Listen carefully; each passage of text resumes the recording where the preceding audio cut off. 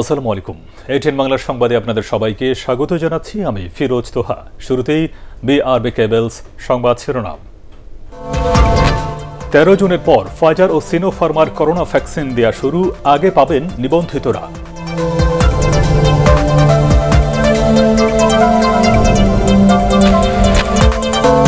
করোনার নমুনা পরীক্ষার নামে বাড়তি টাকা নেওয়ার অভিযোগ ঢাকা শিশু হাসপাতালের 2 কর্মকর্তার বিরুদ্ধে।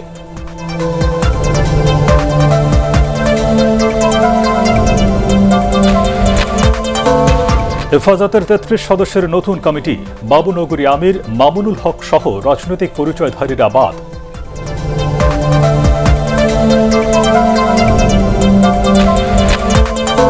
ঐতিহাসিক 6 দফা দিবস, 75 পরবর্তী মুক্তিযুদ্ধের হারিয়ে যাওয়া আদর্শ আবারও ফিরেছে, মন্তব্য প্রধানমন্ত্রীর।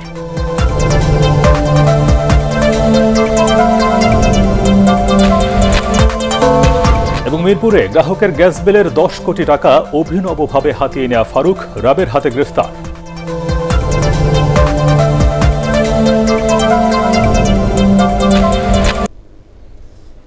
শুনছিলেন বিআরবি কেবলস সংবাদ শিরোনাম। প্রচলিত স্টিল নাকি বিশ্বসেরা কোয়ান্টাম স্টিল, চয়েস আপনার হাতে। জিপিএইচ ইস্পাত। এবারে বিস্তারিত। 13 জুনের পর থেকে ফাইজার ও সিনোফার্মার করোনা টিকা দেওয়া শুরু হবে বলে জানিয়েছেন স্বাস্থ্যমন্ত্রী জাহিদ মালিক। রাজধানীর মহাখালীতে ভিটামিন এ প্লাস ক্যাম্পেইনের উদ্বোধন করে তিনি এই কথা জানান। স্বাস্থ্যমন্ত্রী আরও বলেন, রাতেই দেশে আসছে ফাইজারের টিকার ডাইলুট মিশ্রণ। ইমদাদুল্লাহ বাবুর প্রতিবেদন। রাজধানীর মহাখালীতে Bangladesh college of physicians and surgeons মিলনায়তনে জাতীয় ভিটামিন এ প্লাস ক্যাম্পেইন 2021-এর উদ্বোধন করেন স্বাস্থ্যমন্ত্রী। এ সময় তিনি বলেন, সারা দেশে 2 কোটি 22 লাখ শিশুকে খাওয়ানো হবে এই ক্যাপসুল। পরে তিনি সাংবাদিকদের জানান, 13 জুন চীনের সিনোফার্ম থেকে আসছে 6 লাখ ডোজ টিকা, হাতে আছে ফাইজারের 1,620,000 ডোজ টিকা। 14 তারিখ থেকে আবারও শুরু হবে টিকা দেয়া। বিশেষ কোনো শ্রেণীকে নয়, সিরিয়াল অনুযায়ী নিবন্ধিতরাই টিকাগুলো পাবেন বলে জানান তিনি। আমরা ফাইজার ভ্যাকসিন এবং সিনোফার্মের ভ্যাকসিন যেটা দিচ্ছে, আমরা এটা দুইটাই চলমান থাকবে। এটা আশা করি যে ভ্যাকসিনটি 13 তারিখে আসবে, 13 তারিখে আসার পরে থেকেই আমাদের ফাইজার ভ্যাকসিনের কার্যক্রম শুরু হয়ে যাবে, দেওয়া শুরু হয়ে যাবে। স্বাস্থ্যমন্ত্রী আরও জানান, চীনের সিনোফার্মের সঙ্গে আগামী 3 মাসের মধ্যে 1.5 কোটি টিকা পাওয়ার চুক্তি হচ্ছে। সিনোভ্যাক টিকা দেওয়ার পাশাপাশি যৌথ উদ্যোগে বাংলাদেশের টিকা তৈরিতেও আগ্রহী। আর রাশিয়ার টিকা পেতে চুক্তি খসড়া পর্যায়ে আছে বলেও জানান মন্ত্রী। রাশিয়াও ইতিবাচকভাবে আমাদের এই ভ্যাকসিনের বিষয়ে তারা গ্রহণ করেছে এবং তারা ভ্যাকসিন আমাদের দেশে তৈরিও করতে চায় এবং আমাদেরকে তারা দিবেও। এখন সময়টা বলতে পারি না, যত তাড়াতাড়ি সম্ভব তারা দিবে। মন্ত্রণালয়ের স্বাস্থ্য অর্থনীতি ইউনিটের হিসেবে একজন করোনা রোগীর জন্য সাধারণ শয্যায় প্রতিদিন 15,000 টাকা এবং আইসিইউতে 50,000 টাকা খরচ হচ্ছে বলেও জানান স্বাস্থ্যমন্ত্রী। ইমদাদুল্লাহ বাবু, এটিএন বাংলা, ঢাকা। করোনা ভাইরাসে আক্রান্ত হয়ে দেশে আরও 30 জনের মৃত্যু হয়েছে। এ নিয়ে মোট মারা গেলেন 12,869 জন। গত 24 ঘন্টায় 17,169 জনের নমুনা পরীক্ষা করে 1,970 জন শনাক্ত হয়েছেন। গত 24 ঘন্টায় পরীক্ষা বিবেচনায় শনাক্তের হার 11.47%। এখন পর্যন্ত দেশে মোট করোনা আক্রান্ত হয়েছেন 8,12,960 জন। একই সময়ে 1,918 জন সহ মোট 7,53,240 জন সুস্থ হয়েছেন।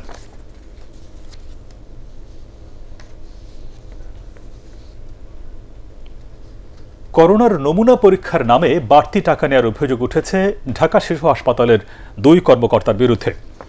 সরকার নির্ধারিত ফি 100 টাকা হলেও জনপ্রতি 5,000 টাকা করে নিত তারা। এ বিষয়ে গঠিত তদন্ত কমিটি এরই মধ্যে অনিয়মের সত্যতা পেয়েছে। কমিটির রিপোর্ট পাওয়ার পর দায়ীদের বিরুদ্ধে আইনগত ব্যবস্থা নেওয়া হবে বলে জানান হাসপাতালের পরিচালক। শফিকুল ইসলাম শামীমের রিপোর্ট। কয়েকটি বেসরকারি প্রতিষ্ঠান শিশু হাসপাতালের 2 কর্মচারীর যোগ সাজসে করোনার নমুনা পরীক্ষা করাতো চাইল্ড হেলথ রিসার্চ ফাউন্ডেশনে। এজন্য তারা জনপ্রতি 5,000 টাকা করে নিতেন। হাসপাতালের এপিডেমিওলজিস্ট কিঙ্কর ঘোষ এবং জুনিয়র অফিসার অ্যাডমিন আতিকুল ইসলাম টাকা লেনদেন সহ নমুনা সংগ্রহ সরঞ্জাম সরবরাহ কাজে জড়িত ছিলেন। তদন্ত কমিটির রিপোর্টে এসব তথ্যের সত্যতা মিলেছে। অভিযুক্ত আতিকুল এ ব্যাপারে কথা বলতে নারাজ। তার বিরুদ্ধে নিয়োগ জালিয়াতিরও অভিযোগ রয়েছে। হাসপাতালের এপিডেমিওলজিস্ট কিঙ্কর ঘোষ বলছেন তারা ষড়যন্ত্রের শিকার। তিনি যে পদে আছেন তা চিকিৎসকদের পদ হলেও দুর্নীতির মাধ্যমে সেখানে নিয়োগ পেয়েছেন বলেও অভিযোগ উঠেছে। বিভিন্ন গণ্যমান্য ব্যক্তিদের রিকোয়েস্টে আমরা করতে হয়েছে। প্রত্যেকটা পরীক্ষা করার আগে চাইল্ড হেলথ রিসার্চ ফাউন্ডেশনে আমরা কনসার্ন নিয়েছি। এটা আমাকে একটু সোশ্যালি বলেন, মেন্টালি বলেন, আর যেভাবে বলেন আমাকে একটু হ্যারেস করা ছাড়া আর কিছুই না। তদন্ত কমিটি মনে করে এ দুজনের জন্য শিশু হাসপাতালের সুনাম ক্ষুণ্ণ হয়েছে। হাসপাতালের পরিচালক অধ্যাপক ডাক্তার সৈয়দ শফি আহমেদ জানান, তদন্ত প্রতিবেদনের ভিত্তিতে যাচাই বাছাইয়ের পর প্রয়োজনীয় ব্যবস্থা নেওয়া হবে। তদন্ত কমিটির রিপোর্ট গৃহীত হয় ব্যবস্থাপনা বোর্ডে এবং তাদের বিরুদ্ধে আত্মপক্ষ সমর্থনের জন্য বলে। আত্মপক্ষ সমর্থন করার পর দুজন কর্মকর্তাকে করার পরে ব্যবস্থাপনা বোর্ড একটা অধিকতর তদন্ত কমিটি করে একজনের মাধ্যমে, যা এখন প্রক্রিয়াধীন আছে। যে রিপোর্ট আমরা পাওয়ার ভিত্তিতে যদি তিনি দোষী সাব্যস্ত হন তাহলে ঢাকা শিশু হাসপাতালের চাকরি বিধি অনুযায়ী তার বিরুদ্ধে ব্যবস্থা নেওয়া হবে। এর আগে জেকেজি রিজেন্ট সহ কয়েকটি প্রতিষ্ঠান কোভিড-19 পরীক্ষার নামে অনিয়ম করে সমালোচনার জন্ম দিয়েছিল। শফিকুল ইসলাম শামীম, এটিএন বাংলা, ঢাকা। জুনায়েদ বাবু নগরীকে আমির করে হেফাজত ইসলামের 33 সদস্যের কেন্দ্রীয় কমিটি ঘোষণা করা হয়েছে। বাদ পড়েছেন মামুনুল হক সহ জেলে থাকা ও রাজনৈতিক পরিচয়ধারী নেতারা। সকালে সংগঠনটির মহাসচিব হাফেজ নুরুল ইসলাম নতুন কমিটির নাম ঘোষণা করেন। ফজলে রাব্বির রিপোর্ট। কমিটি ভেঙে দেওয়ার 1.5 মাসের মধ্যে নতুন কেন্দ্রীয় কমিটি ঘোষণা করল হেফাজতে ইসলাম। 33 সদস্যের নতুন কমিটিতে মামুনুল হক সহ কয়েকজন নেতা বাদ পড়লেও আমির ও মহাসচিব পদে আগের নেতারাই রয়েছেন। আমির পদে থাকছেন জুনায়েদ বাবু নগরী, মহাসচিব পদেও নুরুল ইসলাম জিহাদি রয়েছেন। মরহুম শাহ আহমেদ শফির বড় ছেলে ইউসুফ মাদানিকে রাখা হয়েছে সহকারী মহাসচিব পদে। দায়িত্ব পালন করতে পারি কি না এটার জন্য আমাদের একটু আশঙ্কা আছে এবং আমরা এটা খুশি। এই জন্য একটা দ্বীনি কাজ, ধর্মীয় কাজ, আধ্যাত্মিক কাজ, এটা যদি বাস্তবায়ন হয়, এই খেদমত আমাদের দ্বারা হয় তো আমরা অবশ্যই খুশি। সংবাদ সম্মেলনে জিহাদি জানান, আগের কমিটির যারা গ্রেপ্তার হয়ে কারাগারে আছেন তাদের নাম এই কমিটিতে নেই। হেফাজতের নতুন কমিটি সম্পূর্ণ অরাজনৈতিক কর্মকাণ্ডের সাথে যুক্ত থাকবে বলেও জানান তিনি। যেহেতু এটা অরাজনৈতিক সংগঠন, আমাদের মুরব্বীর ঘোষণা, সেই হিসাবে অরাজনৈতিক কর্মকাণ্ড, অরাজনৈতিক কর্মসূচি এই কমিটি সবসময় থাকবে। 25 এপ্রিল রাজনৈতিক সংগঠনের পরিচয় থেকে বেরিয়ে আসার অঙ্গীকার জানিয়ে কমিটি বিলুপ্ত ঘোষণা করেন জুনায়েদ বাবু নগরী। ওই দিনই সংগঠনটির প্রধান মুরব্বী মুজাহিদে মিল্লাত শাহ মুজিবুল্লাহকে প্রধান উপদেষ্টা করে 5 সদস্যের আহ্বায়ক কমিটি গঠন করা হয়েছিল। ফজলে রাব্বি, এটিএন বাংলা, ঢাকা। রাজধানীর মিরপুরে তিতাস গ্রাহকদের গ্যাস বিলের 10 কোটি টাকা আত্মসাতের মূল হোতা ফারুককে গ্রেফতার করেছে র্যাব। চট্টগ্রামের সীতাকুণ্ড থানা এলাকা থেকে র্যাব 4-এর একটি দল তাকে গ্রেফতার করে। সংবাদ ব্রিফিংয়ে র্যাব জানায়, এর সাথে আরও যারা জড়িত তাদের ধরতে অভিযান অব্যাহত রয়েছে। শফিকুল ইসলাম শামীমের আরও একটি রিপোর্ট। 1,500 গ্রাহকের 10 কোটি টাকা আত্মসাতের মূল হোতা ফারুক মিরপুরে ইন্টার্ন ব্যাংকিং অ্যান্ড কমার্স নামে এজেন্ট ব্যাংকিংয়ের মাধ্যমে বিলের টাকা সংগ্রহ করত। কিন্তু টানা 2 বছর গ্রাহকদের টাকা জমা না দিয়ে নিজের কাছে রাখেন প্রতারক ফারুক। তিতাস গ্যাস কর্তৃপক্ষ গ্যাসের বিল না পেয়ে যখন সংযোগ বিচ্ছিন্ন করার জন্য মাইকিং করেন, তখনই বিষয়টি জানাজানি হয়। এরপর ফারুক তার 3টি প্রতিষ্ঠান বন্ধ করে আত্মগোপনে চলে যায়। প্রথম দিকে গ্রাহকদের কাছ থেকে কিছু টাকা তারা জমা করছে। অনলাইনে সে কিন্তু রিসিপ্ট সহ ব্যাংকের যে সিল মোহর থাকে সবগুলোই সে ব্যবহার করছে, ভুয়া সিল ছাপ্পর ব্যবহার করছে, যার ফলে প্রথম দিকে গ্রাহকরা সহজেই এটা তাদের এলাকাতেই পরিশোধ করতে পারতেছে, সহজে করতে পারছে। কিন্তু পরবর্তীতে এটি তার এই প্রতারণা ধরা পড়ে। এসএসসি পাস ফারুক অটুট বন্ধন নামে একটি এমএলএম ব্যবসারও প্রতিষ্ঠাতা। সেখান থেকেও গ্রাহকদের 1/2 কোটি টাকা আত্মসাৎ করেন তিনি। এখানেই থেমে নেই ফারুকের প্রতারণা। মোবাইল ব্যাংকিং সেবার নামে তিনি বিকাশ নগদের মতো নবক্যাশ নামে একটি সেবাও চালু করেন, যা দিয়ে সাধারণ মানুষের কাছ থেকে হাতিয়ে নেন বিপুল অঙ্কের টাকা।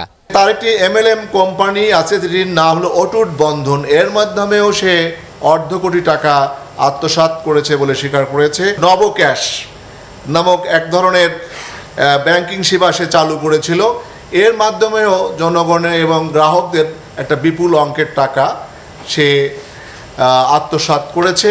তিতাসের কোনো কর্মকর্তা এ প্রতারণা ব্যবসার সাথে জড়িত রয়েছে কিনা তা খতিয়ে দেখছে RAB. Banking Shafiqul Islam Shamim, ATN Bangla, Dhaka.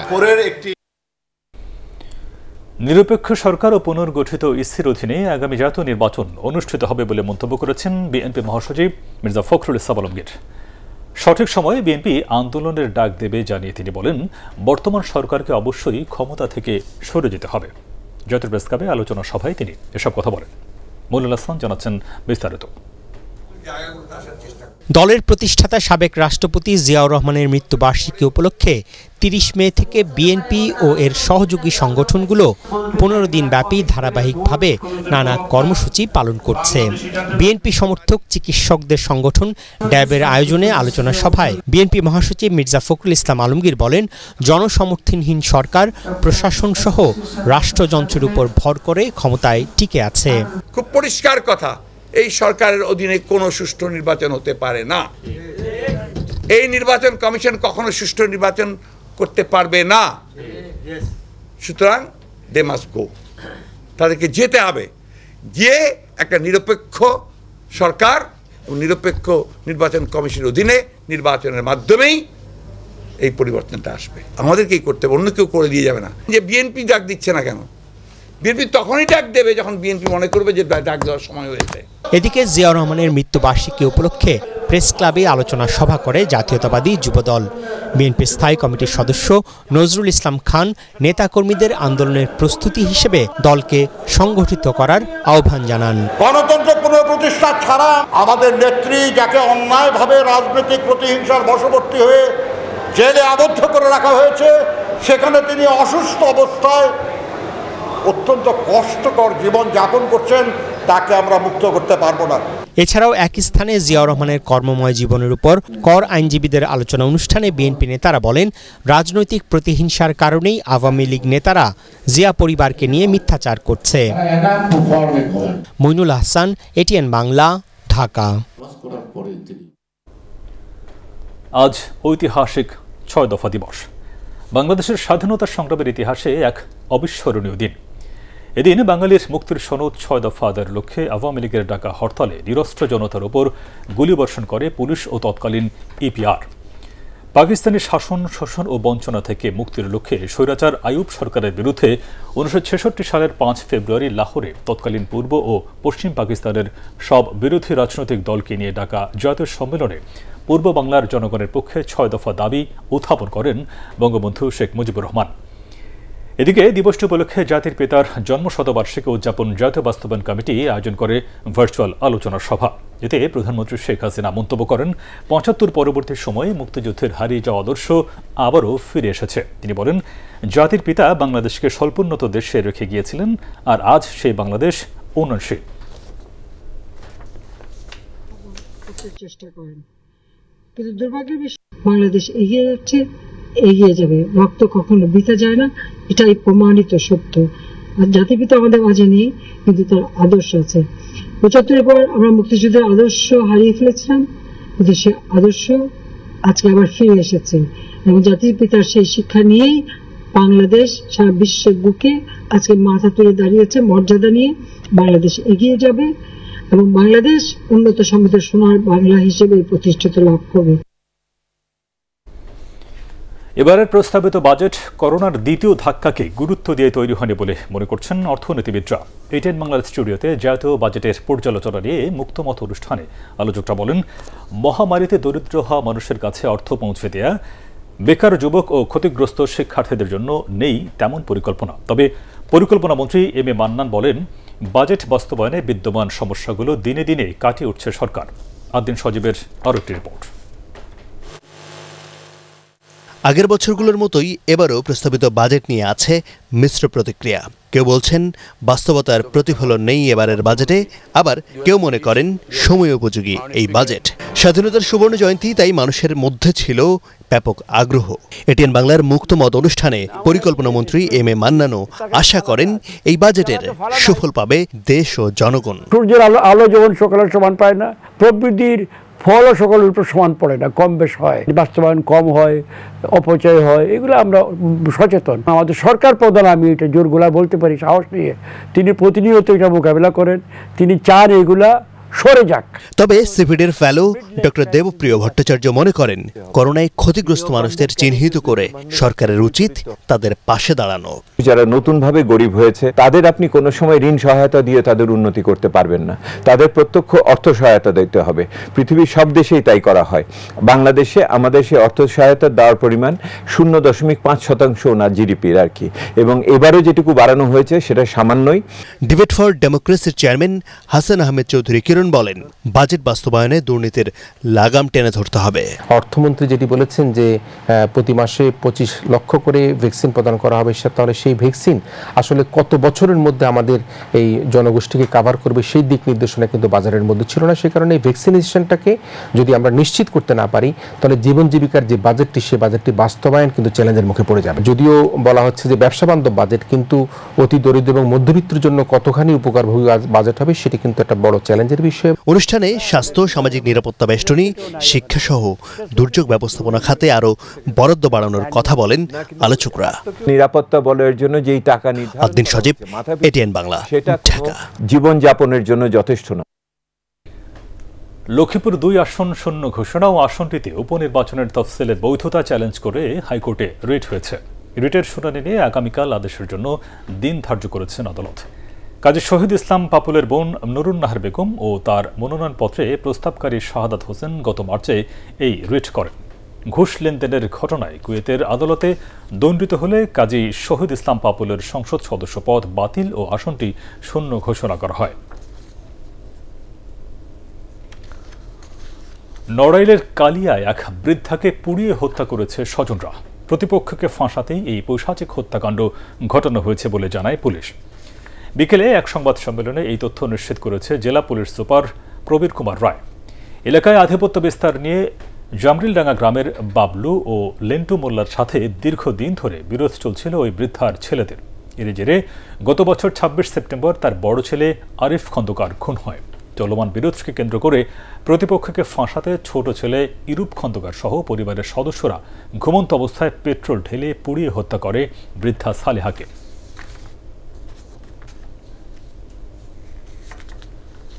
সপ্তাহের ব্যবধানে সিলেটে আবারও 2 দফা মৃদু ভূমিকম্প অনুভূত হয়েছে। রিক্টার স্কেলে এর মাত্রা কত তা এখনও জানা যায়নি। সন্ধ্যা 6:30টার দিকে 2 দফায় কেঁপে ওঠে এই বিভাগ। গত সপ্তাহে কয়েক দফা ভূমিকম্প হয়েছিল সিলেটে, এতে বেশ কয়েকটি বাড়ি ও মার্কেট ঝুঁকির মুখে পড়ে। আল আরাফা ইসলামী ব্যাংক অর্থ সংবাদ।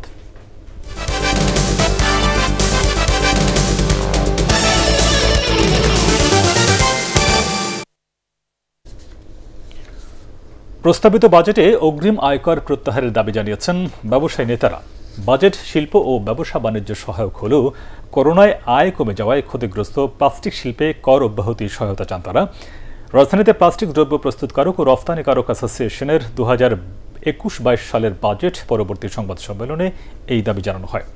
কর্মসংস্থান বাড়াতে প্লাস্টিকের কাঁচামাল, অ্যালুমিনিয়াম, ব্লিস্টার ফয়েলের আমদানি শুল্ক 5 থেকে কমিয়ে 1 ভাগ করার প্রস্তাবও দেন তারা। গার্মেন্ট যে 18 বিলিয়ন 20 বিলিয়ন ডলার এক্সপোর্ট করে, এখানে কিন্তু 700 মিলিয়ন ডলারের প্লাস্টিক পণ্য কিন্তু আছে। এই সব প্লাস্টিক পণ্যের উপরেও কিন্তু উনি কর্পোরেট ট্যাক্স বেনিফিটটা পাচ্ছেন। আমি প্রস্তুতকারক, আমি কিন্তু এই বেনিফিটটা পাচ্ছি না। সেই কারণে আমি বলছি যে আপনি এক্সপোর্ট ওরিয়েন্টেড ইন্ডাস্ট্রি বেলাতে গার্মেন্টসকে যেভাবে আপনি বেনিফিট দিচ্ছেন, আমাকেও আপনি বেনিফিট দেন, তাহলে আমি উৎসাহিত হব এবং এতে কিন্তু সরকারের লস হবে বলে আমার মনে হয়। এবার আন্তর্জাতিক সংবাদ।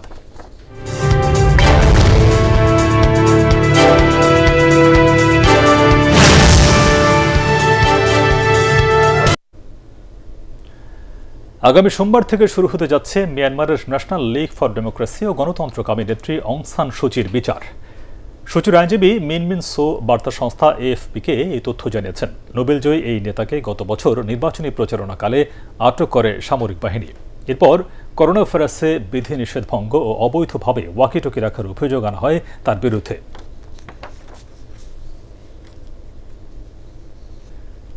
যে কোনো ধরনের বিদেশি প্রভাব ঠেকাতে সম্প্রতি উত্তর কোরিয়ায় নতুন এক আইন পাশ হয়েছে। এই আইনে বলা হয়েছে, কেউ যদি ভিনদেশি সিনেমা দেখে, পোশাক পরে, এমনকি গালিও দেয়, তবে তাকে কঠোর শাস্তির মুখে পড়তে হবে।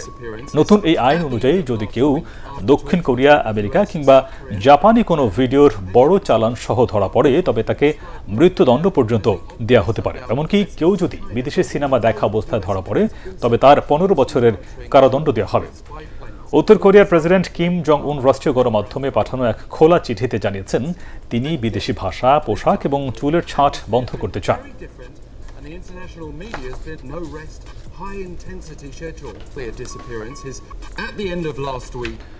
ঢাকা 14 আসনের উপনির্বাচনে মনোনয়নপত্র কিনছেন আওয়ামী লীগের একাধিক প্রার্থী।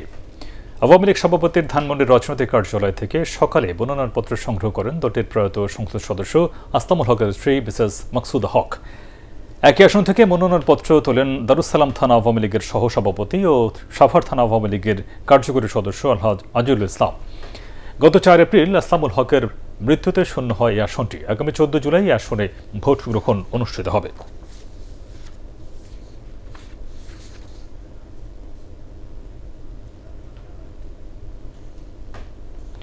এবার বাণিজ্য সংবাদ।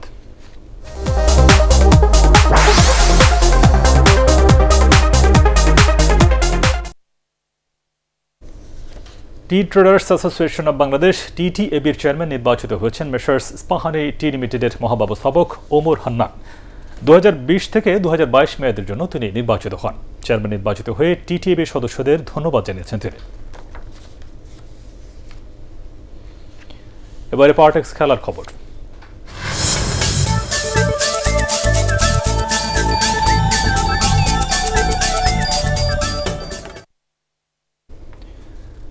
কাতারে বিশ্বকাপ বাছাই পর্বের ম্যাচে ভারতের কাছে 2-0 গোলে হারল বাংলাদেশ। এই জয়ের আগেই ভারতের বিশ্বকাপের চূড়ান্ত পর্বে খেলার আশা শেষ হয়েছে। তবে শ্রেষ্ঠত্বের লড়াইয়ে বাংলাদেশকে হারানোর আনন্দ নিয়ে মাঠ ছাড়েন সুনীল ছেত্রীরা। প্রথমার্ধে কোনো দলই গোলের দেখা পায়নি। একের পর এক আক্রমণ করেও বাংলাদেশকে পরাস্ত করতে পারেনি ভারত। দ্বিতীয়ার্ধে লাল সবুজের দলের জাল নিশ্চিদ্র রাখতে পারেননি গোলকিপার আনিসুর রহমান জিকো। খেলার 79 মিনিটে প্রথম এবং খেলা শেষের ইনজুরি টাইমে দ্বিতীয় গোল করে ভারতের জয় নিশ্চিত করেন অধিনায়ক সুনীল ছেত্রী।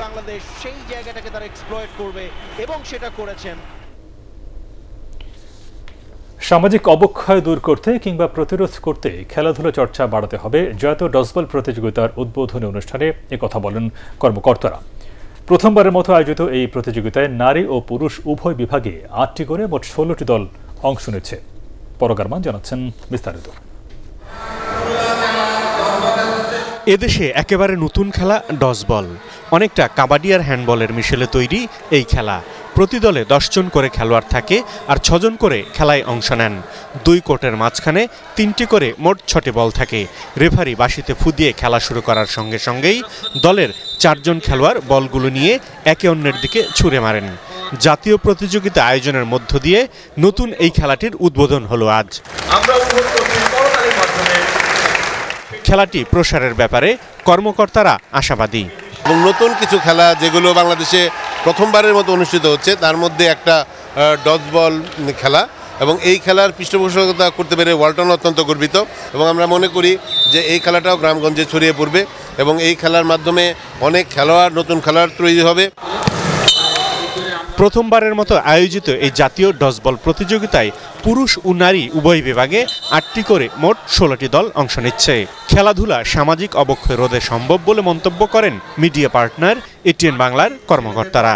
এটিএন বাংলার সম্মানিত চেয়ারম্যান ডক্টর মাহফুজুর রহমান সারা বাংলাদেশের যে কোনো ছোটোখাটো খেলাকে প্রমোট করবার চেষ্টা করে। একই সাথে আজকে সমাজে যে মাদকের অপব্যবহার, যে কিশোর গ্যাং হচ্ছে, যে আপত্তিজনক অ্যাপসগুলোর মাধ্যমে আমাদের তরুণ তরুণীরা নানাভাবে প্রভাবিত হচ্ছে, এসব প্রতিহত করবার জন্য এই ধরনের খেলাধুলাকে অবশ্যই আমাদেরকে প্রমোট করতে হবে। টেলিভিশনের যে কাজ, এই যে ইয়াং জেনারেশনকে ভালোভাবে ধাবিত করা, সামনের দিকে এগিয়ে নিয়ে যাওয়া, আগামী ভবিষ্যতের দিকে এগিয়ে নিয়ে যাওয়া, এটাই হলো আমাদের মূল লক্ষ্য। এই জন্য আমরা নতুন খেলাকে আমরা প্রমোট করে থাকি, নতুন খেলাকে আমরা সাথে নিয়ে এগিয়ে যেতে চাই। ডজবলের এই প্রতিযোগিতা চলবে 9 জুন পর্যন্ত। নারী ও পুরুষ বিভাগের শীর্ষ 3 দলকে ট্রফি ও মেডেল দিয়ে পুরস্কৃত করা হবে। পরাগারমান, ATN Bangla, Dhaka. Dhaka premier division টি-20 ক্রিকেট লিগে একই দিনে হেরেছে আবাহনী ও মোহামেডান স্পোর্টিং ক্লাব। মিরপুরের শেখ জামাল ধানবুরি ক্লাবের কাছে 16 রানে পরাজিত হয় মোহামেডান। আগে ব্যাট করে 5 উইকেটে 161 রান তোলে শেখ জামাল। 34 বলে 66 রান করে দলকে চ্যালেঞ্জিং স্কোর এনে দেন নুরুল হাসান সোহান। জবাবে 8 উইকেটে 145 রান সংগ্রহ করে মোহামেডান। 3 উইকেট নেন এনামুল। এর আগে বিকেএসপিতে খেলাঘর সমাজ কল্যাণ সমিতি 8 রানে আবাহনীকে হারিয়ে অঘটনের জন্ম দিয়েছে। আগে ব্যাট করে ইমতিয়াজ হোসেনের 66 রানে 6 উইকেটে 164 রান সংগ্রহ করে খেলাঘর। জবাবে 5 উইকেট 156 রানে থামে আবাহনীর ইনিংস।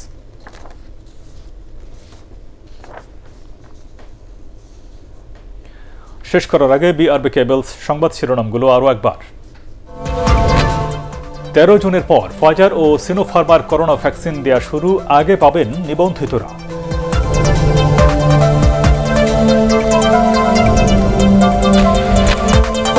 করোনার নমুনা পরীক্ষার নামে বাড়তি টাকা নেওয়ার অভিযোগ ঢাকা শিশু হাসপাতালের 2 কর্মকর্তার বিরুদ্ধে।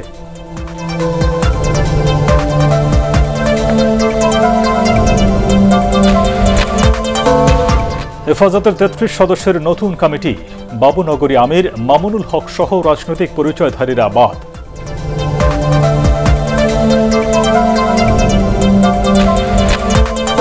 ঐতিহাসিক 6 দফা দিবস আজ। 75-এর পরবর্তী মুক্তিযুদ্ধের হারিয়ে যাওয়া আদর্শ আবারও ফিরেছে, মন্তব্য প্রধানমন্ত্রীর।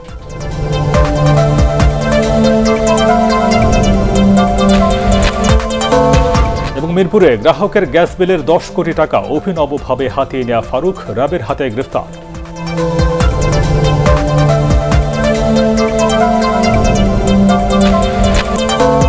আর এই ছিল এখনকার মতো। রইল পরবর্তী সংবাদ দেখবার আমন্ত্রণ। দর্শক, করোনা ভাইরাসের সংক্রমণ থেকে নিজেকে এবং অন্যকে সুরক্ষিত রাখতে অবশ্যই মাস্ক পরুন, বারবার হাত পরিষ্কার করুন। আর এটিএন বাংলা সংবাদ ইউটিউবে দেখতে ব্রাউজ করুন, youtube/ATN বাংলা নিউজ। ধন্যবাদ সবাইকে।